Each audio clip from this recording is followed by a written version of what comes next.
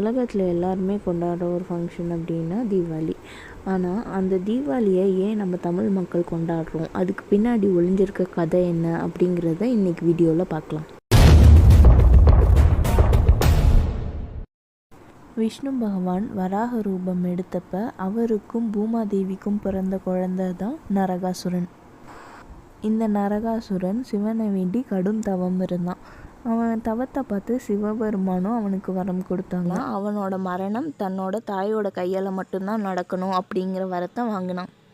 ஒரு தாய் தன்னோட குழந்தைய கொல்ல மாட்டாங்கிற ஆணவத்தில் நரகாசுரன் எல்லா உலகத்தில் உள்ள தேவர்களையும் கொடுமைப்படுத்த ஆரம்பித்தான். அவனை தடுக்க எந்த சக்தியுமே இல்லைன்னு எல்லாமும் உலகத்தையும் ஆட்டி படைக்க ஆரம்பித்தான். அவனை எப்படியாவது தடுக்கணும்னு சொல்லிட்டு எல்லா தேவர்களும் விஷ்ணு பகவானிடம் போய் முறையிட்டாங்க. எல்லா தேவர்களும் கேட்டுக்கிட்டபடி விஷ்ணு பகவான் நரகாசுரனை அழிக்கிறதுக்கு கிளம்புனார்.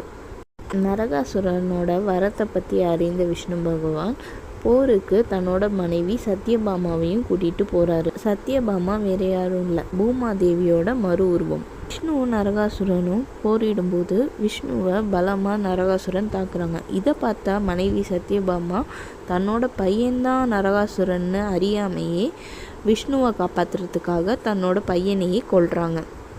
நரகாசுரனை அழித்து எல்லாருக்கும் நன்மை தரனால தான் நம்ம தீபாவளி அப்படின்னு கொண்டாடுறோம்.